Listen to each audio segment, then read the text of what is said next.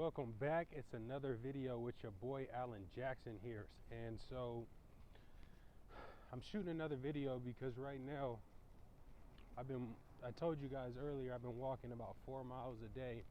So today I didn't really get a chance to go lift at the gym. So I'm walking 8 miles today. I'm on a route right now doing my second set of the 4-mile walk that I do every day. I want to talk about what it means to be an artist. I think this is a big one for people of color because I feel like we are internalizing a world that was designed for us to fail. And as a result of that, a lot of the times we don't realize that we are creating illusions around ourselves, creating projections for ourselves to protect our egos and to be able to fit into this competitive hierarchy system that's been designed to damage our self-esteem or our sense of self-worth. And when we were kids, when we really didn't understand what we needed money for, when we were a little bit more innocent to how money plays a role in your life, we didn't judge people based on what they had. We judged people based on how they made us feel. And you remember our friendships felt more genuine as kids, and as we grow older into adults, we start kind of buying into this whole idea that there's only one way to be, and that earning the most money, whatever path earns you the most money, is the path that you should be pursuing. And I definitely don't agree. Looking back, I just simply don't agree that whatever path makes you the most money is what you should do. Most people today will, for example, they'll work a job where they can make $100,000 a year, but they really work that job so that they could feel more important than they are. They can drive a BMW or a Mercedes. They can live in an upscale apartment, and they can create this externalized sense of ego to impress people around them instead of picking a path where you are forced to go inward. An artist, I believe, is just simply someone who chooses to allow their talents and their expressions to provide for them, where we might be tempted to feel like, damn, I need to have an expensive apartment now. I need to drive a luxury car now. I need to do all of these different things, and I have to accomplish these things right now, or I'm going to have a damaged sense of self-worth. But I remember living in Brentwood, being the most sad that I've ever been in my life, being the most depressed I had ever been in my life, being in a position where I felt overburdened. And I realized it's because I wasn't, in part, being true to myself, being true to what my heart's desires were. And that's a healthy part of your spiritual development. A healthy part of representing the 5D Club is operating from a higher sense of knowledge, a higher sense of awareness, a bird's eye view of what's happening around you, and being able to empower yourself to make better choices, to pick paths that feed you mentally, physically, spiritually, and all of those things. You understand? So, in my opinion, black people should not be trying to pursue just being successful entrepreneurs. I think that in order for us to be spiritually healthy, we need to be entrepreneurs. Black people, we come from pain, we come from lack, we come from poverty. And the value of our knowledge, our customs, our experiences, our energy, we offer something tremendous to the world. And sometimes being a successful artist might just be having the courage to step out and say, you know what, I'm gonna make that song. You know what? I have an advantage and not a disadvantage. My culture is an advantage, right? People want to be like us. Um, they love to emulate our music and things that we create that are artistic in expression. And that doesn't mean that other cultures don't have unique artistic qualities about them, but what I'm trying to reinforce for black people is there's a reason to be proud of who you are. And seeing how your story, telling your story, can help change the lives of others might just be how you figure out what's next for you. Because for me, I realized that, you know, the only thing that was holding me back was chasing and maintaining this lifestyle, driving a Range Rover, living in a 5-bedroom house, right? All of this stuff kept me from being my authentic self, walking around with a t-shirt on, eating at a regular restaurant that's $10. You know what I realized after being in a position where I can afford that $500 dinner? You don't buy that $500 dinner because the food tastes better. You buy that $500 dinner so you can show people that you're at a certain status in life. And sometimes I believe that me having to start over has a lot to do with God wanting to remind me where I come from and what's important in my life. So I value this experience that I've had to go through tremendously, because that pain taught me a great lesson. And what I realize is I have to just be dedicated to not quitting. As long as you don't quit on yourself, you never lose, right? All these different things, right? Losing my eyebrows, right? I know that people might think that's a little thing, but for me, to walk around with one eyebrow is very damaging to how I see myself. But in spite of that, I'm going to push forward. No matter how I look, I'm going to be committed and say, you know what? I have a reason to get up in the morning, to look my best, to feel my best, to continue to pursue excellence. And right now, for me, self-care is what I needed to pursue.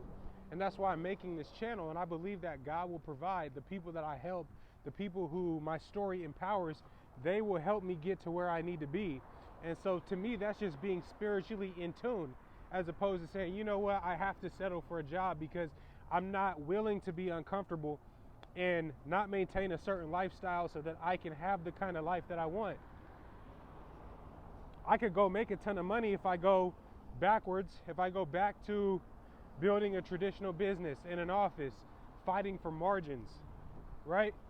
Having to be competitive, having to call 1,000 people a day to force them to buy a product. I don't want to live that kind of life. I want to live a spiritually wholesome life. I want to be able to provide so much value to the world that naturally people want to gift, send money, help me on my mission, help me to push my story forward, to push what I'm sharing of value forward, rather than to have to beg people for money. I believe that if you're doing what God wants you to do, you won't have to beg anybody for money. Money will just come to you. People will just give to you as you make an impact on the world. Make an impact on the world around you. So the biggest takeaway from this video, the reason I shot this second video right now, is because I want you to take the time to really reevaluate whether or not you think that where you're going right now is the path that is aligned with your true passion.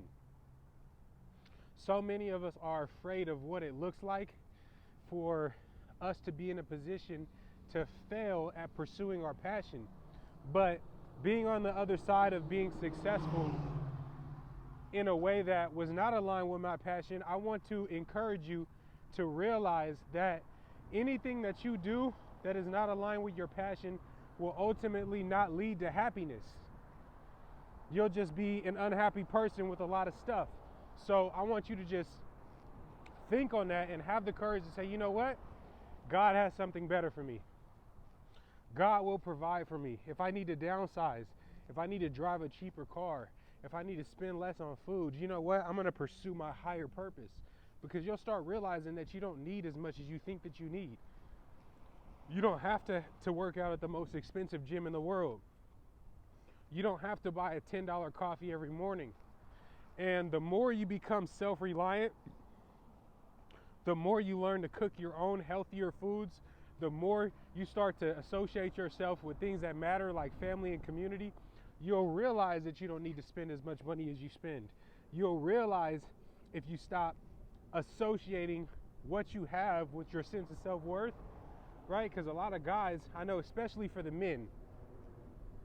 men attach their sexual marketplace value to money. To money. We do this in the black community, and I'm not going to lie. There are a lot of women who have outrageous demands for what men should have in order to pursue relationships with them. But at the end of the day, unless it's a gold digger, you don't need to create an illusion around who you are and what you have by, buying a car that you can't really afford or leasing a car that you can't really afford, all so that you can impress someone who doesn't really like you for who you are. So imagine if everything in your life was not an illusion. Everything in your life was solely based on truth in its entirety. Because I believe that stability is based on truth. Stability in your career means that you didn't try to cheat any steps. You didn't try to take an elevator to success, because there is no gimmick or trick that will sustain being valuable to your community. That's why karma is God's law, because you can only receive a harvest from a field of crops that you plant. So whatever things that you're doing in your life, you are creating the outcomes that you're experiencing. And that is another ego check where we have a hard time accepting that we are the causes of our own pain. We can blame we can blame the person we're in a relationship with. We can blame our pastor. We can blame our upbringing. We can blame our parents or whether or not they were there. But at the end of the day, we make choices in our life about how we want to be and what we want to feel and experience. And we have a lot more power to create an amazing life for ourselves than what we give ourselves credit for and what we accept having the power to put into play, if you feel what I'm saying. So